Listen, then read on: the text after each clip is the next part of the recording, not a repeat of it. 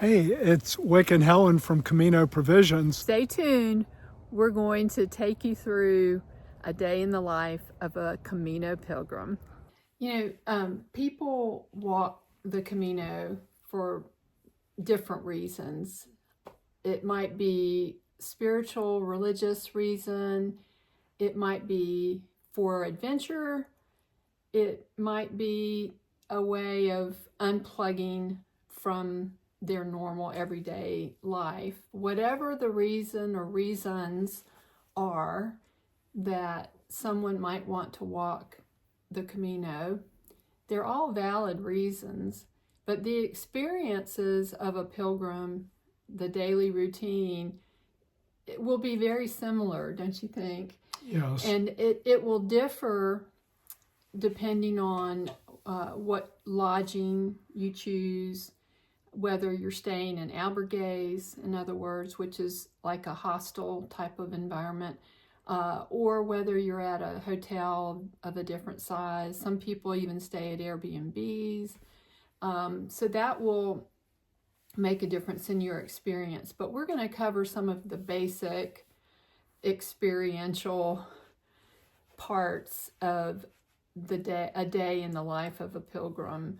Just the one common denominator I would say that is good to keep in mind is that every day is a new beginning.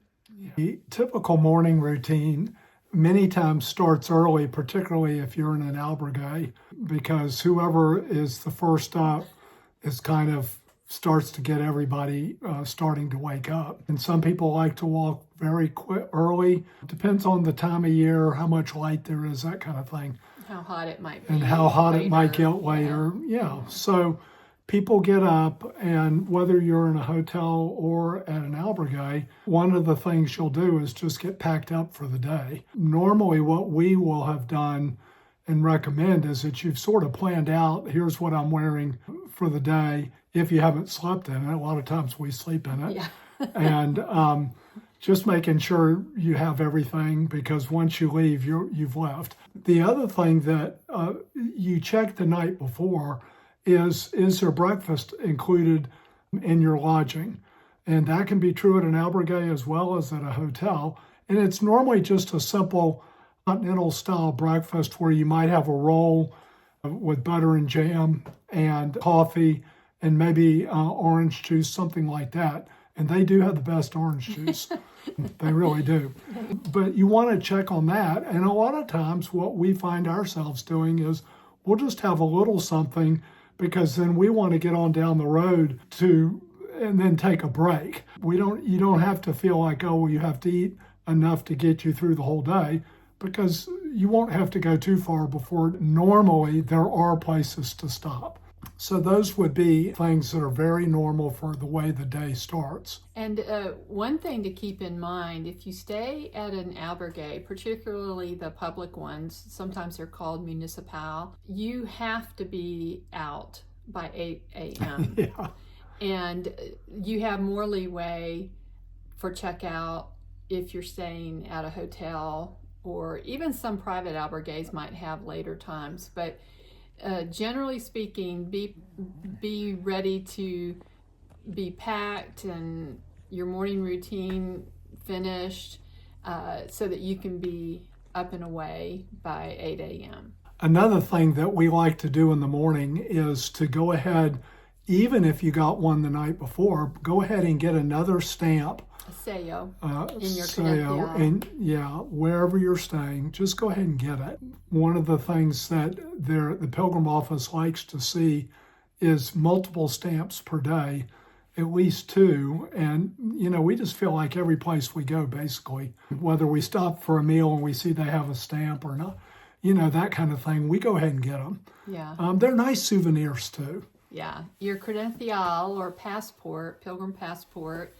as it's known, is definitely something that you carry with you all the time, so that you'll have it handy anytime you see a place that you want to get a sello, sello, which is the Spanish word for stamp, and it's usually just a rubber stamp.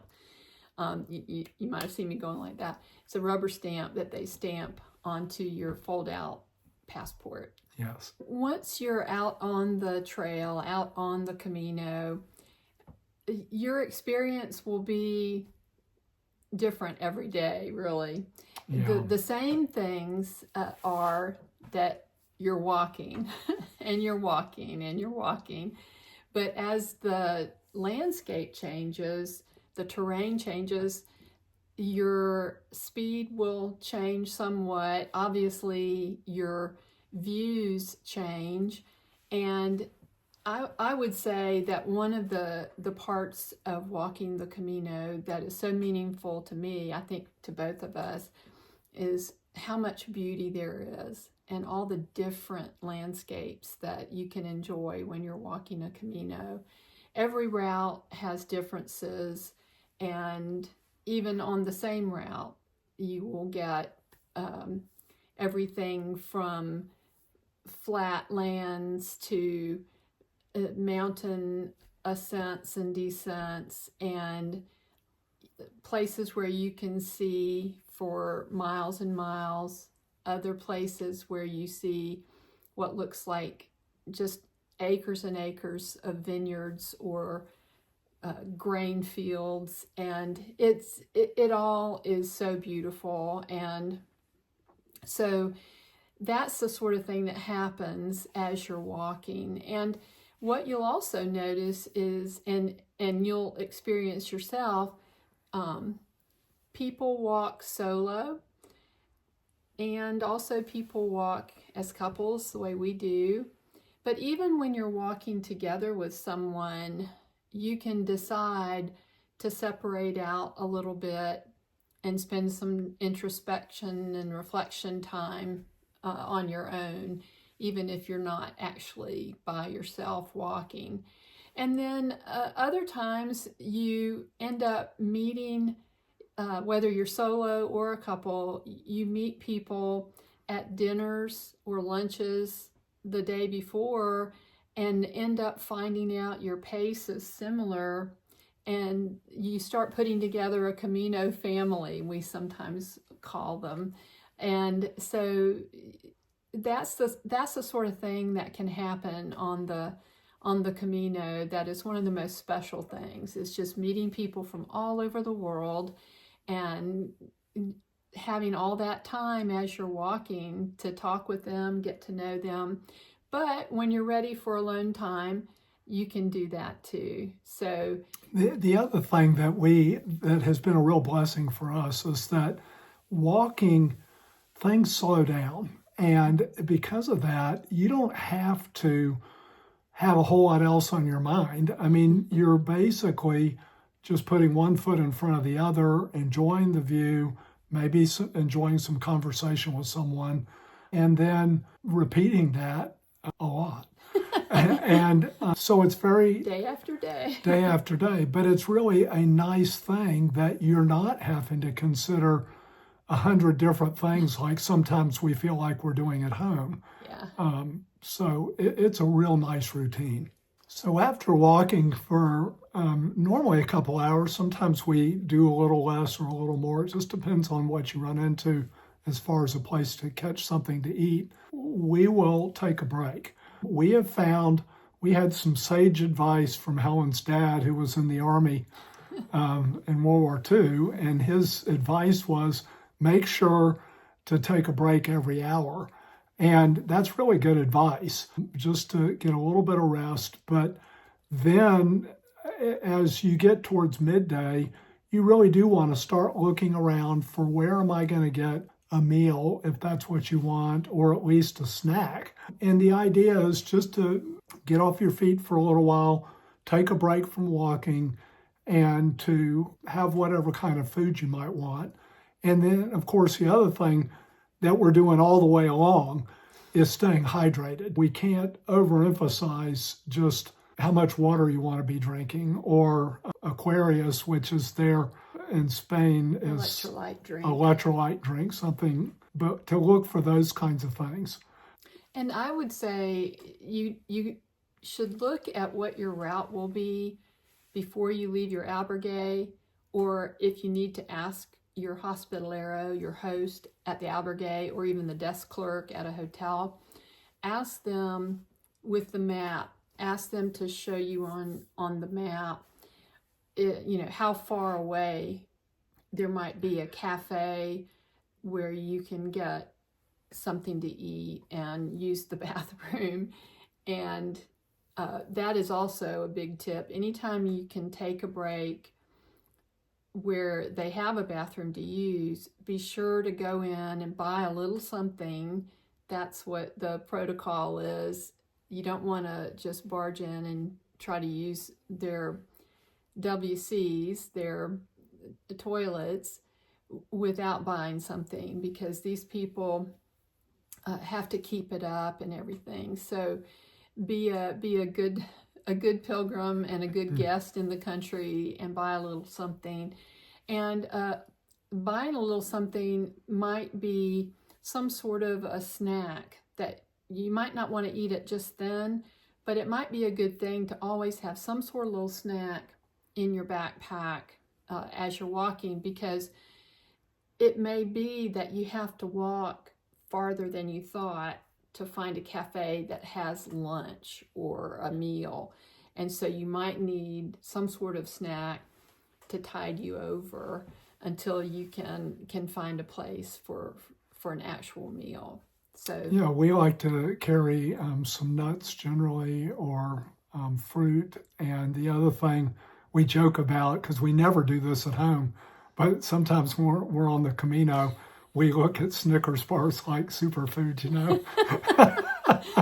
yeah, even just a wonderful, I didn't know this until we'd walked a few Caminos, but right. you can go into a grocery store and a lot of markets, and they'll have the whole loaf of bread, the whole baguette, but you don't necessarily have to buy the whole one. You can ask them for half. Right. So you can carry some bread and buy a little hunk of cheese, and you can also ask them if they'll slice the cheese for you. Yeah.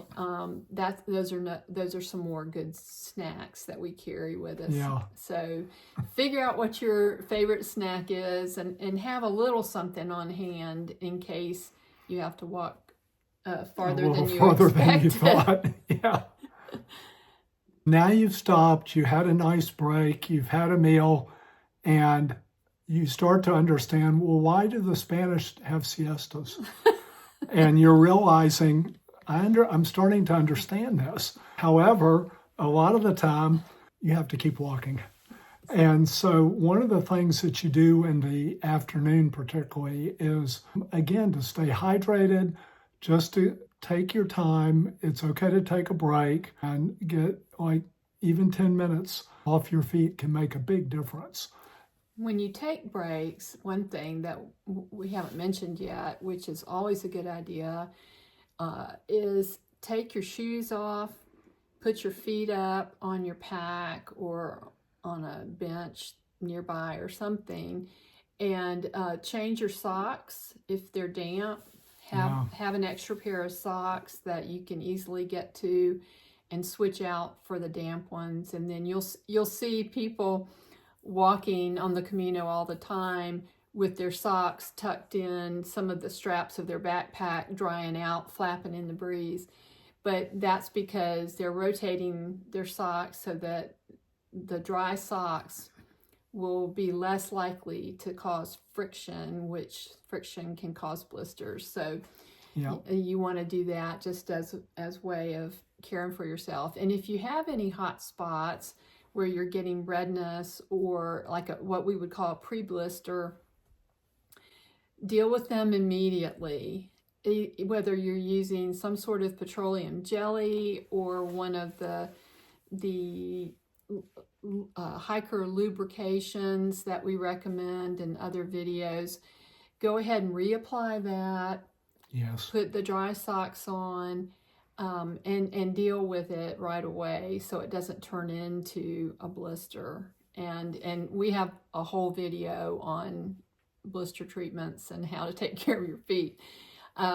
But those are things that you do when you take breaks, just to be able to keep maintaining your pace and walking every day to cover the distances that you want to cover. So the first time we walked in 2007, the number of pilgrims walking was just a fraction of what it is these days.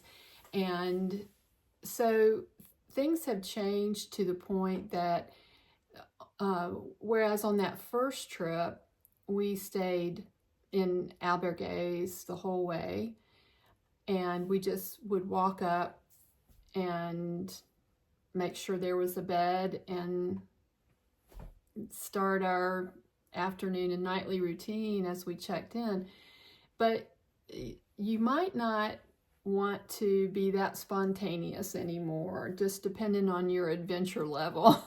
What we realize works for us now, and you don't have to do it this way, but what works for us now is we determine on an afternoon after we've checked into wherever we're going to be, we get our maps out and we look at what's ahead and how far we think we can walk each day.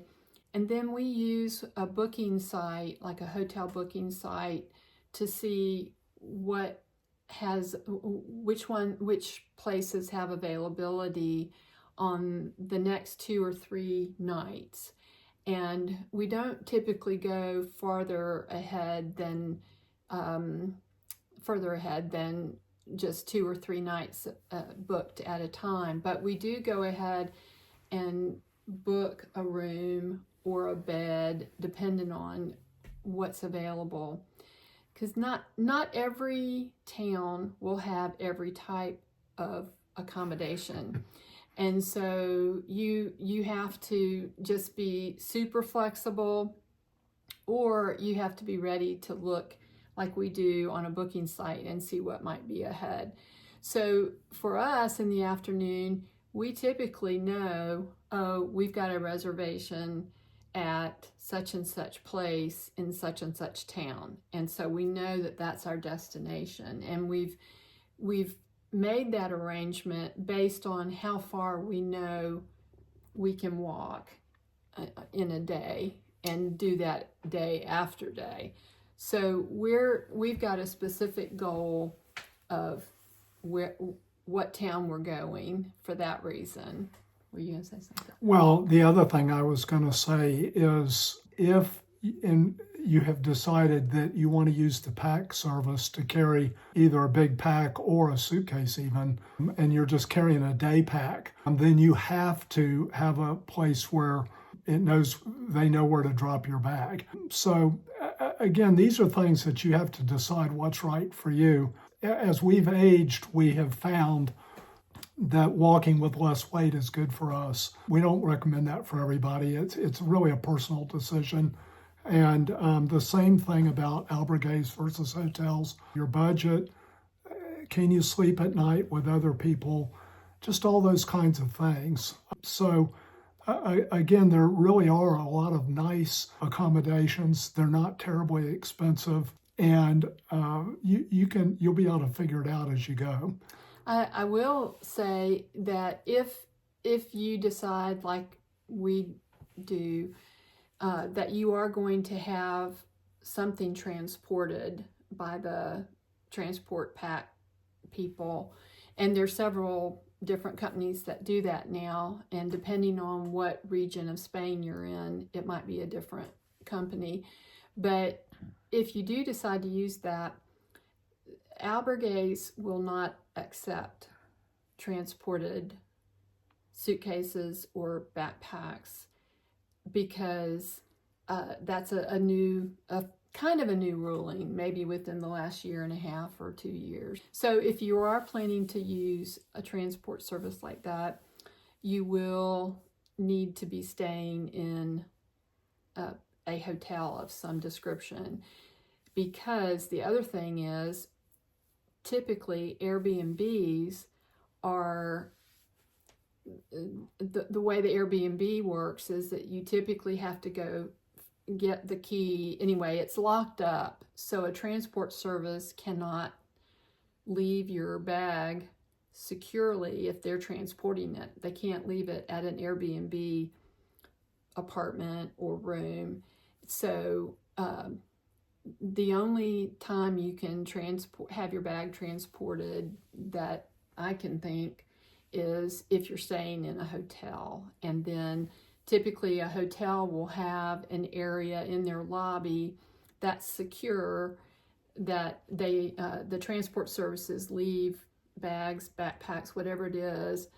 They've been instructed that day to go there. And then when you arrive, you check in and say, I have a bag or a suitcase, whatever it is, and they point you to the array of transported bags, and you find yours. So anyway, those are just some of the routines when you get to your check-in for the afternoon. Typically, an albergue doesn't allow check-in to start happening until no sooner than 2, and sometimes it's as late as 4, but that varies too. But typically, if there are other pilgrims, and it's a municipal albergue, which is one of the public ones, they can either start lining up backpacks, queuing them up as to when they arrived and when they can check in, because you don't typically make a reservation at a municipal albergue. You just show up, and it's first come, first serve for the beds. So those are just some ideas to think about as you're starting to plan what your Camino might be. Well, so once you've checked into where you're going to be staying for the night, now is time for a relaxing shower. Not that you can shower forever, but you can have a shower. And normally what we're doing while we're showering is we've gotten in the shower with our clothes that we wore that day, and we're washing them off while we're washing ourselves off. And then we put on the other set of clothes that we have for the next day that we wear through the evening, and then we'll wear the next day. Again, remember, you're on the Camino. You don't have to be dressed up. You don't have to worry too much about the fact that, oh, my clothes look like I slept in them, because maybe you did. It's fine. All pilgrims sort of look like that. Yeah. In fact, I do know people who have, like some women who have taken a simple little dress and a different little pair of flats or something to put on in the evenings, and that is not necessary. Of course, you can do that, but then you have to carry it. So I wouldn't want the extra weight personally. As far as if you're in an albergue and you are going into the shower, it typically is a communal shower. Sometimes there's stalls, sometimes curtains, sometimes nothing. But you always want to take your valuables, if you're in an albergue situation or any kind of a dormitory style accommodations, you don't want to leave what I call your valuables bag. And for us, WIC uses something that is like a little waist pack that is real slim and can even go under his shirt. You wouldn't even know that he has it and he has cash and credit cards, passport. I don't know what else would you have in there. Anyway, the valuables. And I do the same thing. I have a waist pack that has my phone too. Anyway, that goes with me. If I were in a communal situation where I have a bunk, I feel okay leaving my basic pack on the bunk, but unattended. But since there are 2 of us, we can take turns in the shower. But if you were by yourself, you would definitely take whatever is valuable to you in the way of money, credit cards, phone, cash. Passport. You would want that with you in the shower. You don't want to leave it on your bed. Well, now you've had your shower, changed your clothes, it's probably time to start thinking about what you're going to do for an evening meal. And Again, in Spain, most evening meals don't start till late. But on the Camino, there are lots of restaurants and different places that offer Pilgrim's menu. And so you can have an early meal that may start at 6 or 7, and they're normally in the 10 to 15 euro range. And for 2 people, you're each paying that, but you get a bottle of wine or a bottle of water with the meal. And it's normally a 3-course meal. And, the food's healthy and good and gives you something to fill yourself up and get some energy. But the other thing that I would mention, when you're checking in, you can ask your hospitalero if they have a recommendation, or it's possible where you're staying will actually have a Pilgrim menu. But you do want to look into that. That would be what I would recommend, is that you look into that as you're checking in. And I would mention too that sometimes albergues have a stove and just a few cooking utensils. And so that is to accommodate people who want to cook for themselves. And that's sort of a whole idea that you might want to think about in terms of, do I want to do that or not? If you do that, then you have to consider, well, where are you going to go buy the food from the market? And is someone else going to be using the stove and the utensils? Can we team up and make a meal? And a lot of times people do say, oh yeah, join us, put something that you want to cook in with our meal and we'll all share it. And that does happen. But most often, I would say most peregrinos, pilgrims, will eat at a cafe or a restaurant, and the meals are as Wick describes, or even a pizza place. You might get a pizza. It doesn't follow the 3-course menu do peregrino, but it's adequate. And just like anywhere else in the world, some places are better than others. Some places the food is very plain, and you think, oh my gosh, is it all going to be like this? And then you'll have this unbelievably wonderful meal the next night. You just never know, and so that's part of the adventure of the Camino. Is there are always some surprises. There are. After dinner, one of the things that we enjoy from time to time is to attend a Pilgrim's Mass. Many of the villages that you would be staying in will have a local church, and many of them, not all of them, will have a Pilgrim's Mass, and generally those are at 7:30. Again, they're in Spanish, so usually. Yeah, usually. So you're not always going to understand everything that's being said, but we have still found that to be a good experience. Most of the time, pilgrims are very, very welcome at these masses. And sometimes the priest even adds a special benediction at the end, or blessing at the end, just for pilgrims. And sometimes he'll call pilgrims forward and find out where you're from and do that up at the front. So it's a special experience. It is. Another thing that happens along the way, just as you're walking, or maybe after you're strolling around after dinner or something like that, you will encounter Spanish culture in the ways of weddings or funerals. We have seen a lot of different, as you immerse yourself in the walk and you walk through every size town and village, you will experience those sorts of things too, which are so special. You feel like you're getting to, just to peek and see a little something deeper into just immersing yourself into the culture in that way. It's pretty special. And a more mundane thing than weddings and funerals is just seeing the families out, and beautiful little children playing and all that kind of thing. Because Spaniards are out and about generally in the evening, and since they'll recognize you as a pilgrim, and for the most part, they're very friendly.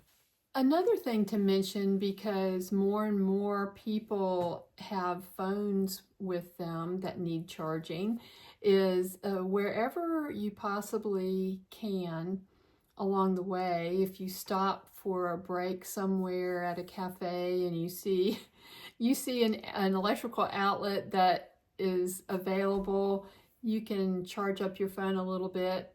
If you're staying in albergues, as you can imagine, most of them are not brand new. Now, some of them that have been renovated because of the pandemic have almost like little cubicles that the beds are in, and each cubicle has charging outlets and a light and things like that.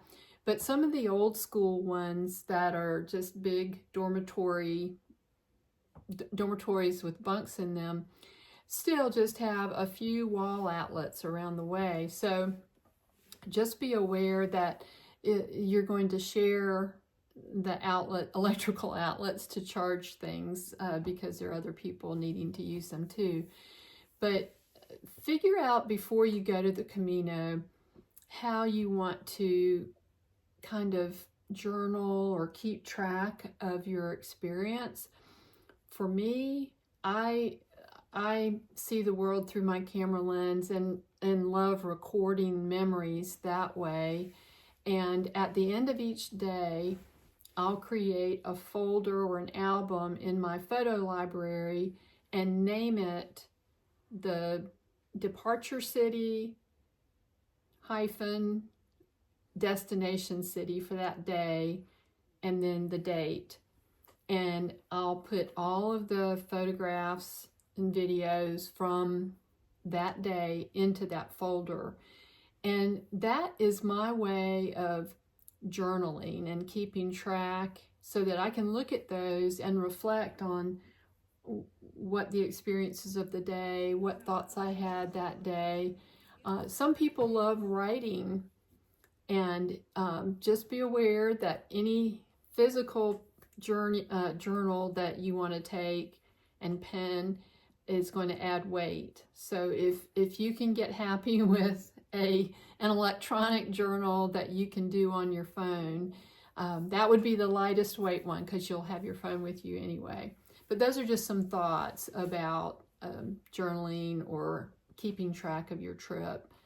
You think you're going to remember certain things, but the days are so full of exciting things and beautiful things. It's hard to remember where different ones happen if you don't keep track in some way. Yeah, so now you've come back from dinner and it's getting towards bedtime. The things that we would recommend is that you pack everything up that you can, so in the morning, if you're leaving early, you can be as quiet as possible, particularly if you're in albergue, leaving the albergue and maybe not waking everyone else up. The other thing we'll mention, if you're going to stay in albergues, you may, depending upon the season, either want to carry a lightweight sleeping bag or at least a sleeping bag liner. If you're in the summertime, just a liner would be fine. I just want to encourage you that we've talked about a lot of practical things, and those are important, but our Caminos, we have walked, I don't even know how many we've walked, but we've been walking Caminos since 2007, and we've walked sections of them. We've walked the whole distance of say the Camino Frances, things like that. So we've experienced a lot of the different routes, and one thing that is a common denominator on every Camino is you meet most interesting people from all over the world, And is everyone that you meet going to be a wonderful friend? No, of course not. But we have made some, what I would call lifetime friends Yeah. on the Camino that we've walked, on the Caminos that we've walked. And whether whatever your reason or reasons for walking the Camino, you will have that experience of meeting people and having interesting relationships develop with other people from all over the world, and experience things on the Camino and in Spain that you never dreamed you would. So no matter what your reasons for walking are, you have lots to look forward to and lots to enjoy. So we hope this gives you some sort of a picture of what it might be like from sunup to sundown, a day for a pilgrim, a day in the life of a pilgrim. And if you have any questions or comments, please put them below the video, and I know that people would enjoy reading your comments. And so until next time, Buen Camino.